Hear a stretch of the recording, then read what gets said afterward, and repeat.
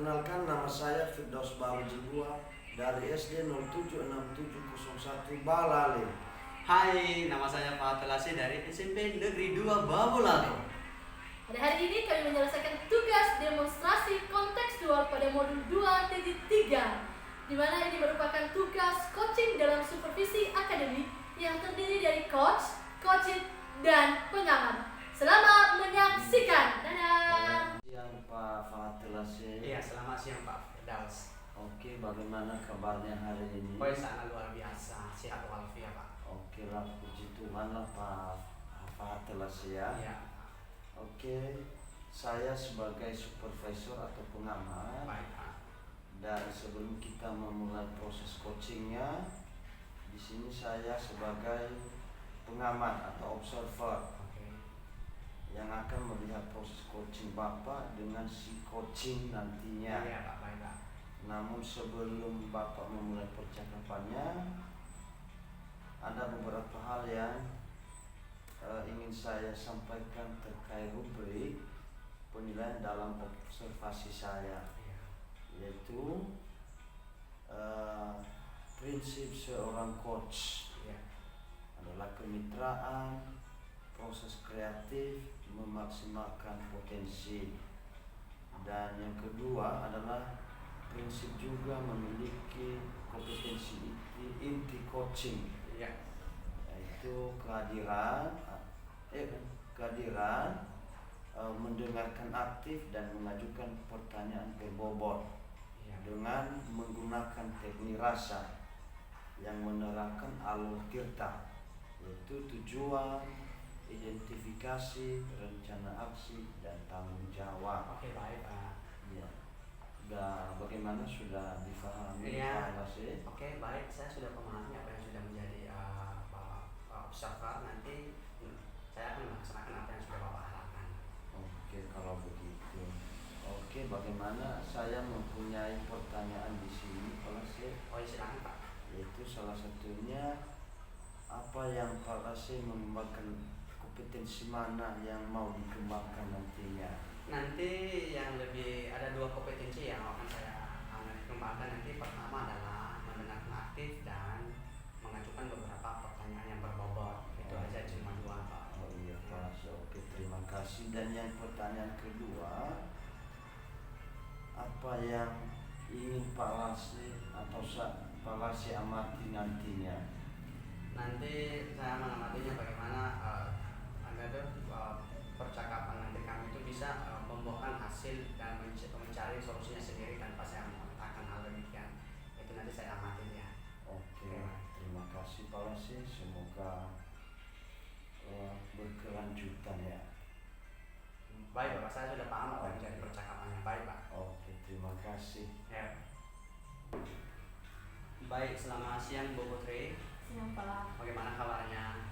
Sehat Pak. Oke. Siang ini saya sangat sehat Pak, secara fisik sehat Pak, tapi secara batin lagi terbeban ini Pak. Oh ya, kira-kira apa unek-uneknya mau dikeluarkan pada saat ini Pak melalui percakapan kita ini Bu Putri? Iya Pak, ini lagi banyak beban ini di sekolah tadi. Selesai mengajar Ya. ya, dan ternyata saya melihat banyak sekali kendala ya, terkhusus untuk saya sebagai pendidik di mata pelajaran Inggris, karena saya melihat anak-anak ini malas belajar Pak, tidak ada responnya.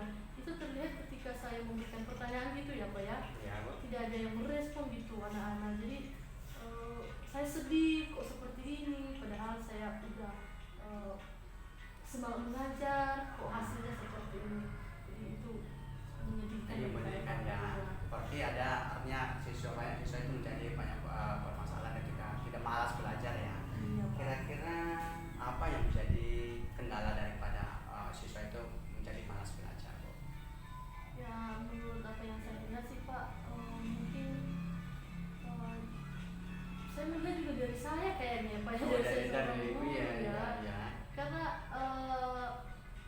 anak-anak ini kan kita melihat bahwa semakin maju zaman, anak-anak berharap kita akan memberikan metode yang bervariasi sesuai dengan masa mereka gitu. Iya. Kita mengikuti yang namanya kekerajaan. Nah, selama ini juga saya melihat adalah saya ketika menjelaskan di dalam kelas gitu Pak ya, saya lebih kebanyakan ceramah.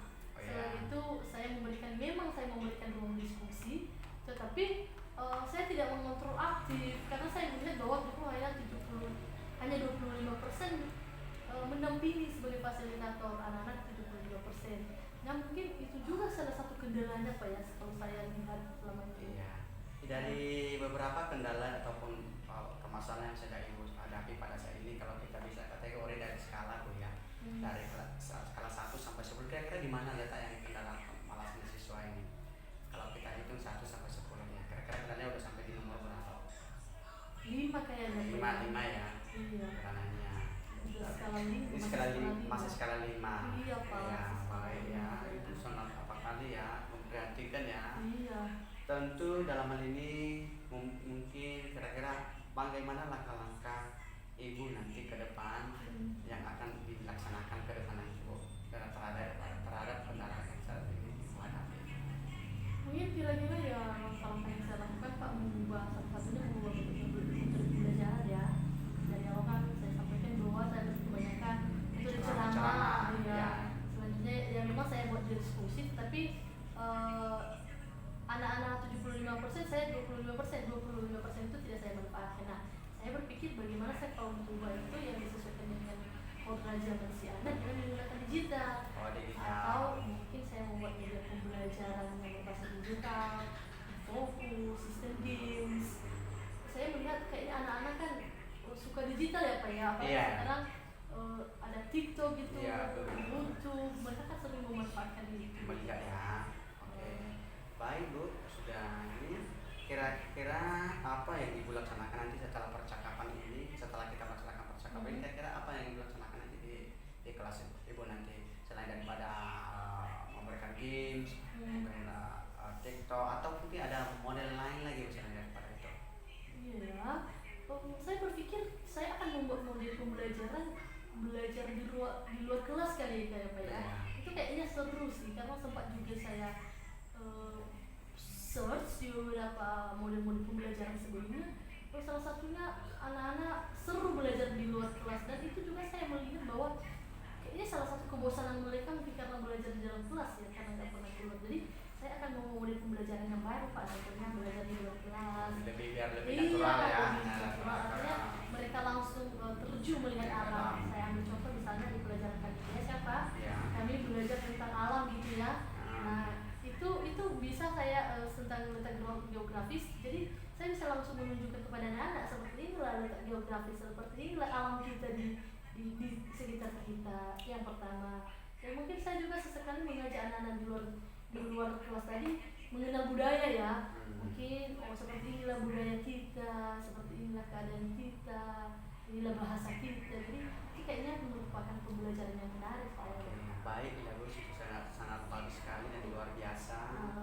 Kira-kira dalam menyelesaikan masalah yang Ibu hadapi pada ini, kira-kira berapa lama waktu yang akan dibutuhkan dalam menyelesaikan masalah yang sedang dihadapi pada saat ini? Kira-kira berapa lama Bu? Kalau misalnya untuk waktu ya pasti kan kita butuh proses juga kan Pak ya, nggak langsung jadi gitu. Mungkin yang pertama adalah saya melihat persiapan saya sebagai seorang guru. Yang kedua juga saya melihat persiapan anak sebagai peserta didik atau murid. Mereka siap nggak menerima keadaan atau perubahan model pembelajaran yang baru saya laksanakan. Nah di dalam mempersiapkan itu dari perannya sampai prosesnya atau sampai saya mendapatkan hasilnya Pak, mungkin saya akan membutuhkan waktu sekitar 3 minggu gitu Pak. Ya bagus ya, sangat cepat sekali ya, 1 sampai 3 minggu. Seperti itu ya. Seperti itu. Kira-kira apa komitmen Ibu dalam melaksanakan tugas tersebut? Kira-kira apa komitmen? Yang menjadi komitmen saya dalam melaksanakan tugas ya otomatis saya harus konsisten dulu Pak. Saya harus konsisten karena tadi saya udah merancang bahwa saya akan membuat metode pembelajaran seperti yang baru gitu, digital games dan belajar di luar kelas. Nah apa yang saya rancang ini jangan hanya jadi teori bagi pribadi saya, tapi betul-betul saya terapkan gitu, implementasikan kepada peserta didik. Nah mungkin nanti di dalam proses ada namanya gagal, ada namanya sukses. Jadi proses itulah yang harus saya lihat bahwa saya harus berkomitmen dalam melaksanakan. Jangan nanti ketika saya coba pertama kali, ketika tidak ada hasil saya sudah menyerah gitu Pak ya. Iya, sangat luar biasa ya Ibu ini. Tetap Ibu berusaha. Iya. Mungkin kira-kira ada dukungan lain selain daripada yang Ibu katakan hal ini, ada dukungan dukungan lain? Dukungan yang sepasti mungkin dari sekolah yang pertama ya Pak. Karena kan Sekolah. dalam pelaksanaan tugas-tugas ini kan kita perlu fasilitas juga ya. Iya. Listrik dan lain sebagainya, mungkin fokus, meja pembelajaran. Kita kan butuh juga dah. Otomatis bagaimana kita mampu menerapkan dan memiliki dukungan fasilitas ini ya tidak lepas dari kepala sekolah. Itu dukungan poin pertama yang saya lihat. Yang kedua adalah dukungan dari rekan sejawat ya, guru-guru, karena tiga. Oke, selamat siang Pak Fahatul Lasir. Selamat siang Pak. Dan setelah saya mengamati proses coachingnya tadi, Baik Pak.